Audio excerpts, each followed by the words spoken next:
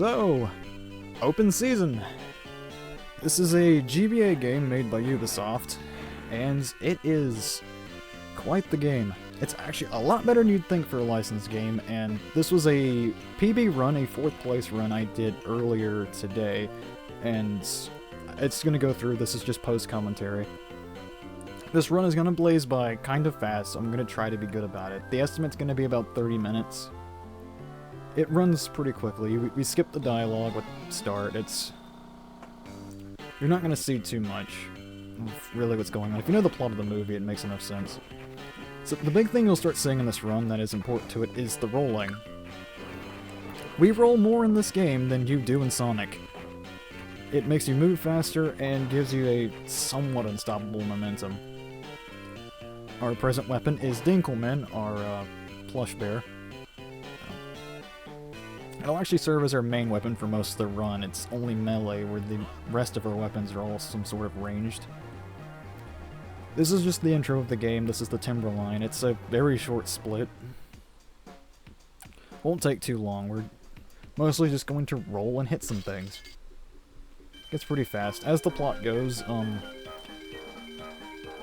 yeah. We're breaking into a convenience store for chocolate bars. So, the least one routing thing worth noting here is we're skipping picking up any gumballs or anything. We have to take out at least one of these rangers. There's enough healing here that we can tank the hits from all but one of them. So we just have to at least dodge one attack while we're here. It doesn't matter which one you dodge, as long as you're fine. The little fishy crackers you see on the ground, that's healing. The other bars you see that make the collect noise, those are basically currency in the game. We'll use them to buy a few upgrades later, but we got caught, we got sedated, and we're gonna get thrown out in the wild. We used to be the pet of this ranger here, Beth. Yeah, that's what we're doing. Off and on we go, and we're gonna take a slightly different route than normal. This game has 5 areas available until it unlocks the final one, and each of them gives you a new weapon at the end of it. The order that is picked for the run is we're going to Skunk Land first.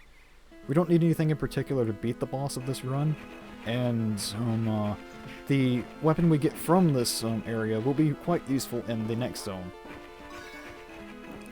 There's going to be quite a good number of endless pits we're going to have to jump over to avoid rolling and climbing. Boog the bear can climb, it's slow, and we have to use it at points, but we want to avoid doing it if we don't have to.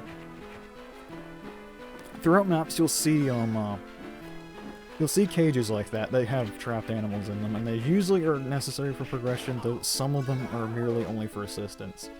We only grab the ones needed for progression. That's just, I believe this one is progression. This is a beaver with a chainsaw. This is a common set piece where we have to find the beaver and have it cut open a tree for us so we can progress forward. As we go around, we'll hit checkpoints like that pretty easily. And we're tough, we can take more than a couple hits. So, just randomly rolling through stuff is fine enough for a good portion of the run. The top tier runs can manage to avoid everything. I don't claim to be an expert at this game, though. This is like maybe my 5th run of it ever. It's very easy to pick up. It's really simple and controls well. Very solid game. If anyone's looking for a nice GBA platformer, this is an excellent one. And we've just got to wait on the rabbits to build us a bridge. Very simple. This is one of the longer maps in the game, in fact. Every zone has 3 screens to it, and then after that is the boss fight. Skunk Land just happens to be relatively longer, but that's just, it's convoluted, and it's normally the one you would do last. Just rolling around, moving forward. We try not to grab onto extra ledges, and that happened. At least it's not too much of a setback. It's not a perfect run. It's very easy to accidentally just roll forward off of a ledge to your doom. I don't know why the kill box on that is so high. We need to get up here, open up another beaver. While we're down here, we'll go and get rid of this hunter. Actually, this is actually rabbits. So we'll have to wait on them from another bridge. This place has the most bridges out of any map. And then there's a beaver across the gap here.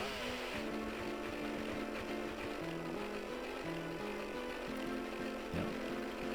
So, we're playing on easy, just because there's no real reason to play on a higher difficulty for any percent. There's not much in the way of major glitches in this run, really. There's a few skips we do and one thing that is kind of a glitch. But, there's also kind of a glitch with the jumping we do. This is also an interesting little time save here. What we do is once we open up those rabbits, we go ahead and leave the map. And then come back, and the bridge will be built for us. And that saves about 5 seconds or so.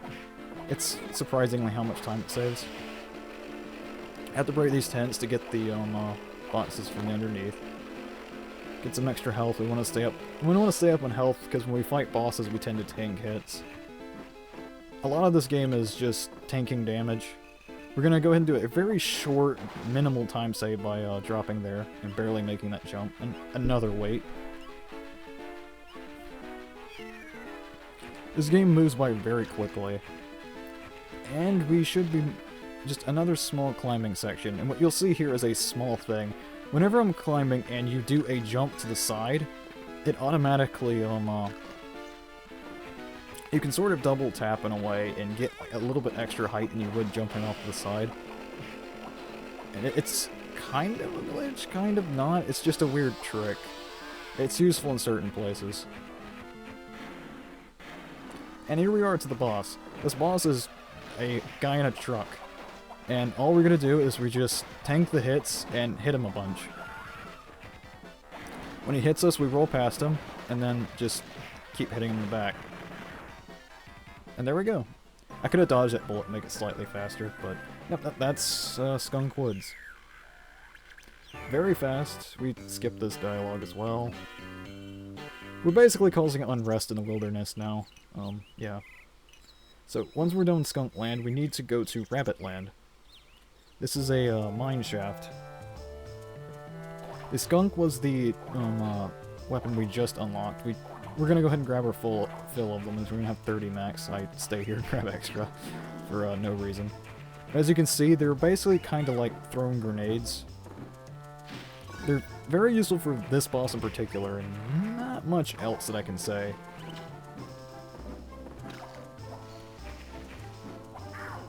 There's plenty of health in the zone, so we'll be fine just taking a few hits as we go along. The hot furnace is there. If you stay on them too long, even rolling will cause you to get hit. Skunk, Rabbit Land for the most part is relatively fast. We don't spend much time here. It goes by pretty quickly, all things considered. A faster way to do that is actually to jump up to the health and then roll, and you'll actually skip having to climb. I was just going quick and I forgot to do it. The second screen is going to be a lot more just going straight to the left. That's a lot of this. I missed that swing. That's fine. We mostly want to just keep the high ground and just keep going right as we're going along. Getting hit by the rocks is basically being on the wrong cycle. That's me accidentally grabbing a ledge I didn't need to. Ledges are kind of sticky in this game. And the squirrel is not necessary, but it helps clear it a little bit for us. They would normally follow you over this ledge, but they just don't for some reason. They just haven't been doing that for me lately. Just keep rolling around, and we should be on the next screen here. This screen's a little bit more convoluted. It's going to get very twisty and turny. We're going to have to loop back over ourselves a lot in these mini caves. We need to go down here. That's a dead end if you go down, so we need to go back up. And we don't go this way. I go this way by accident. This is actually a dead end as well. It doesn't look like it, but it is. That's walls being sticky again. Go through here, jump up, and then go up go up some more. Go through here, jump up, and get the checkpoint.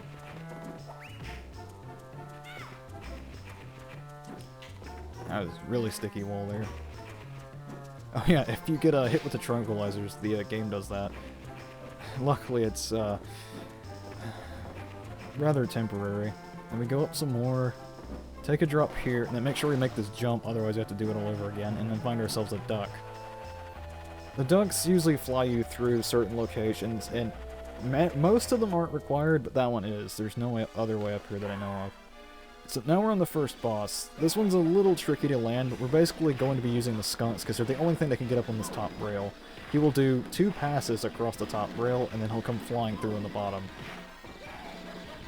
Unfortunately, I came in here with 2 little health, so I had to restart this by just taking a hit. It's fine, I wasn't doing terribly great at landing the shots anyways. I'm not getting too many off here. This isn't a perfect run by any means. It's very hard to aim these shots. I got 5 off, and that's really all you need. So I managed to drop that one down, and that gets him, and that is some rabbit land. The rabbits we get from this zone will be our main weapon for the rest of the boss fights in the game. Dinkelman will still serve as our usual way of getting around, mostly because we don't want to bother picking up more ammo. So, now that we've done that, we head to Squirrel Land, since it's just easy and fast. At this point, we're just trying to clear the game. There's one small use for squirrels we'll need, but we're actually going to go ahead and buy an upgrade for the rabbits immediately. Dinkelman Plus gets us more ammo capacity, gets us up to 50, and Rail Rabbit lets us throw many rabbits very quickly. And so we're going to go ahead and just pick up some rabbits. This is very good luck here. Which animal appears out of the ammo supply points is completely random, and you can be full up on, say, skunks and keep getting them. It's usually advised to just move on if it's not already the one you need. Just going ahead and traveling this lower path. Some more rabbits. There's actually really good RNG on this map for us. We don't need to open that, so we just skip it. Just more tanking enemies. More rolling. That's the side jump. That works out pretty well. Hit this guy before he throws a boomerang at us, and we keep moving. We're gonna get hit by that trap. There's healing right after it anyways. Comparatively, Squirrel Land is a lot easier than the other zones in the game, because it's supposed to be the first one. This is a, I don't know what to call this, but this is basically a star from Mario. It gives you invincibility and you instantly take out anything you run into. There's only a couple places that are even useful in the run, but...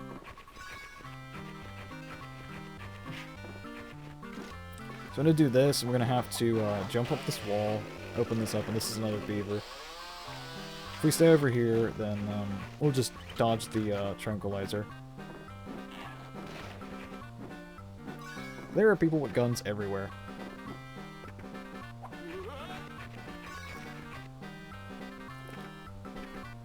Ideally, you try and hit enemies before you run into them, because it's the time it takes to hit them with your weapon is less than it takes to from the knockback animation. But in the sake of going fast, you don't always land in a good position to do so. So we just take some of the hits.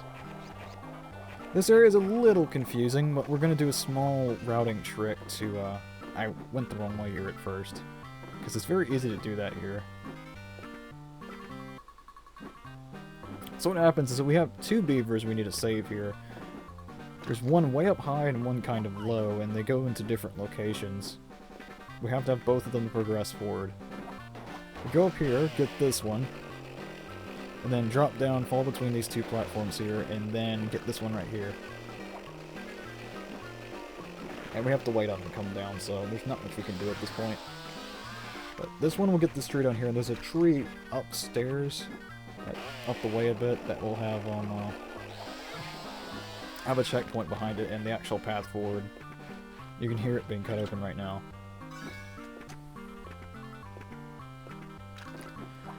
Just a bit more climbing, and yeah. The rolling, you have to be very careful where you do it, otherwise you just go flying down. Alright, so the Squirrel Land boss. So there's going to be 4 tents here. We can't damage the tents. Instead, there's going to be a, you can see the fat huntsman there in red. He'll take a different number of hits every time he shows up, but we have to hit him a number of times that it closes the tent. When we do that for all the tents, it closes it all out for us. And you can see the rail rabbit lets us throw very fast and deal a lot of damage very quickly. That's what we need it for. Just going ahead and picking up ammo while I'm up here. The grabbing zone is a little weird, and it also unfortunately shares a button with another function we'll need later that can be a little bit problematic, but that's Squirrel Zone. We are already halfway through the game.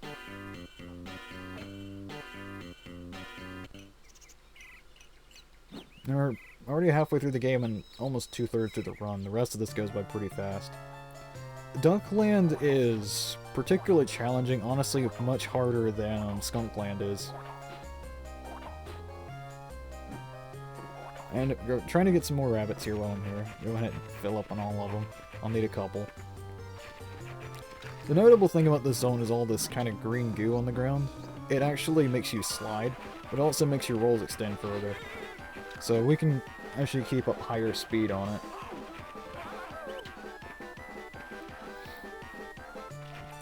This place is beyond treacherous.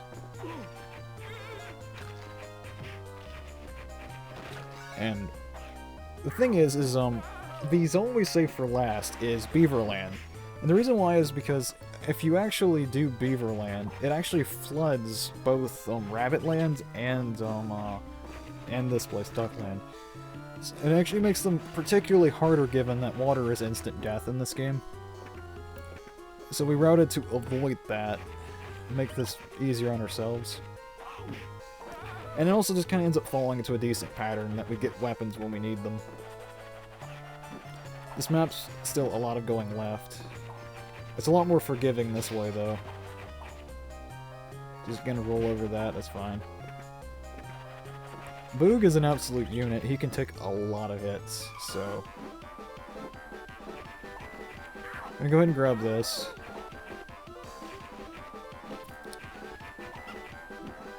It's a little hard to get movement really precise in this game in some places because the rolls push you so far forward.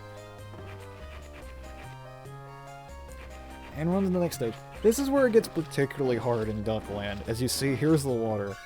These logs sink as you stand on them because you're so heavy, and the smaller ones sink even faster, so you have to keep jumping very fast to avoid going too deep. It's very easy to fall down, and I believe I do so here very soon. It is very easy to accidentally crouch or something and mess up everything.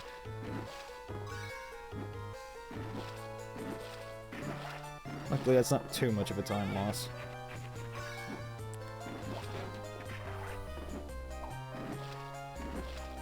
And yeah, this is just a lot of precise jumping and good timing. Ow.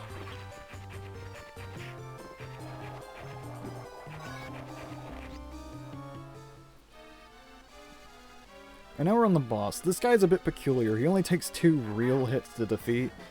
And his thing is he will move back and forth to the left and right, and when he reaches the left again, he will stop and wait, and we can actually finally hit him from there. In order to make him go there faster, we try to get under him immediately, and he'll immediately land right here. As long as we get 2 hits in the air on him, he'll go ahead and land. We drop 1 hit on him, that's half of his hit bar. If we move right to here very quickly, then he'll immediately do it again. And that makes this a very fast fight. 1 more hit, and that is all there is to Duckland. The Beaverland boss is actually the fastest one, and it's due to one of these smaller glitches in the game that just, for whatever reason, can instantly take him out. We don't know why, it just does. So we're gonna get to see that here. Beaverlands. This is, probably the hardest stage in the game for me. There's a lot of tight platforming and more than a few tricky skips and such to do. I go ahead and buy clean sweep for the squirrels while I'm here. All it does is it makes the squirrels hit more than 1 enemy. It's not really necessary. I sometimes make use of it, though. I could probably route it in better than I have here. For the most part, this is just the any percent record run as, at least the usual route as is. We have to wait on these water geysers. There's no faster way to go about that. We can't actually grab ledges necessarily that have spikes on them while invincible. You just can't jump up them. You can jump to the side though, and that's something we use for a skip later. But I don't actually get that skip on this run.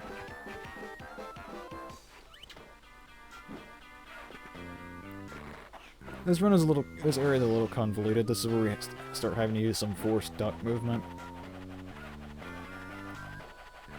It's very easy to get lost in this place. It is incredibly treacherous, and yeah. What we're doing here is we're using the downwards angle of the squirrels to go ahead and instantly open up these rabbit boxes. Because there's 2 bridges we have to make, this saves us the time of waiting on both bridges by simply having them work at the same time. See, by the time we get up here, it's all ready. I should have threw that earlier. And I accidentally bonked my head against the roof there.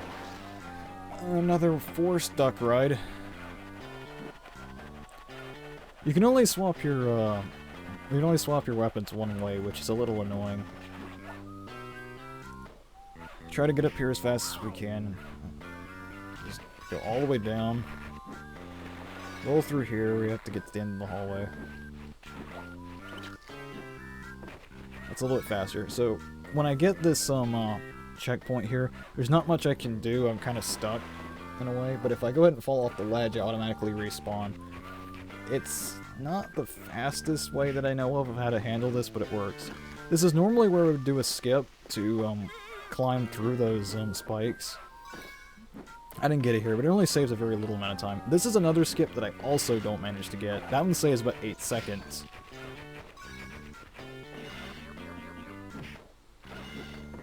I was very close to getting that one, but I have to do this the slow way.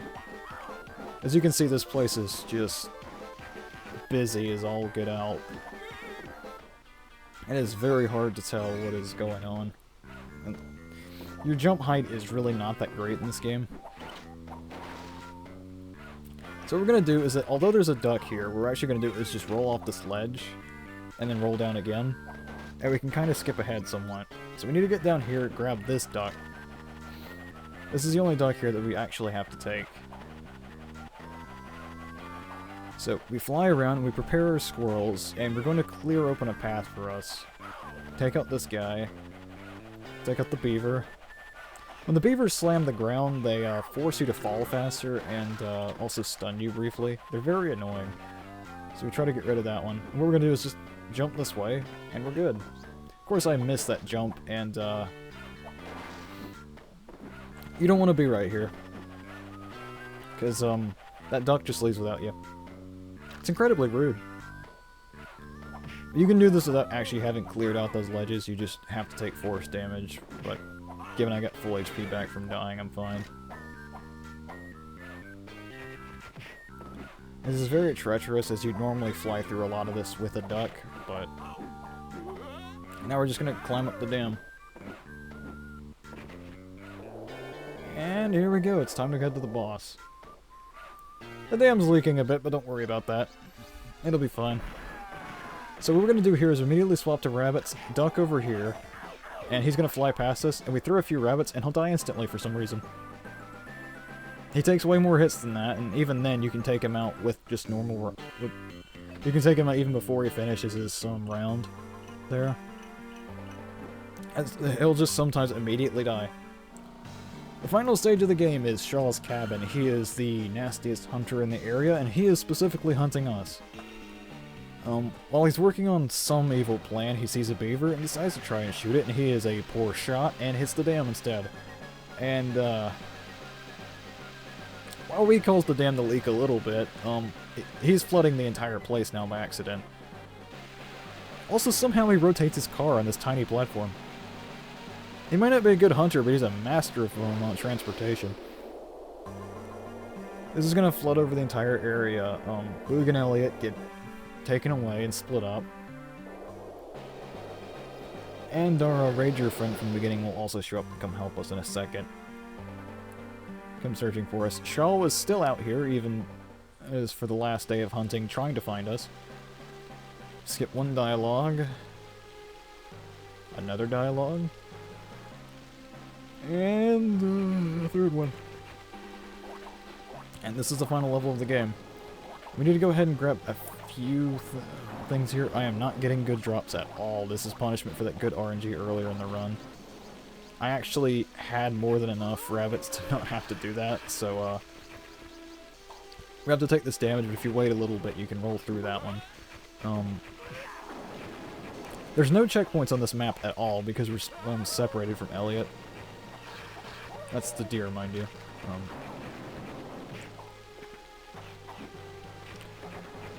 Rolling through here, it's pretty dangerous. There's hunters absolutely everywhere, but we can get through a lot of this pretty easily. This is really easy to fall for a trick, is continuing to roll after you fall out of there. You will just roll right into a hole and die, and it is the worst. I had some rabbits spawn at the end too. But we've reached the end of the zone. We meet up with Elliot, and there's a nice old house here that we look to get into to get out of the rain. And that so happens to be Shaw's house.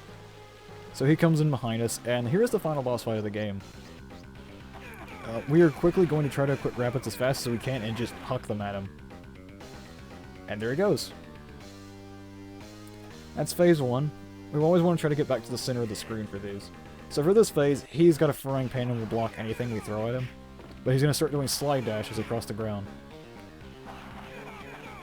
Get to the back of the room, throw some more, and we should take him out before he's through. Having such low health isn't great here, but it's fine. We stand right about here so we don't waste any time moving back to the center of the screen. And the final phase, he's going to spin towards us. We just crouch to dodge it. And he's going to go back, stomp the ground, which will stun us if it hits us.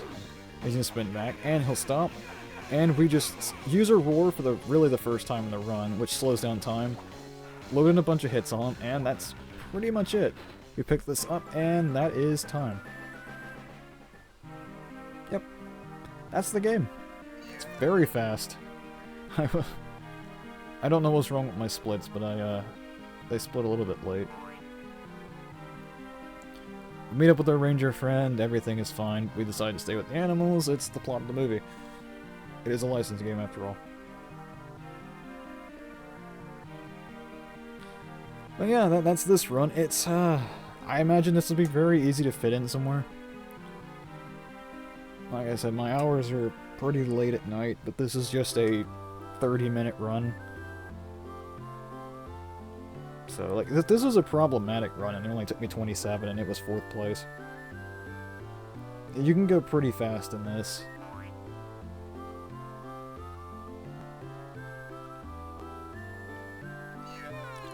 There's not a lot to explain about what's going on, but yeah. Oh, and Shaw gets mistaken for Sasquatch, so he's gone now.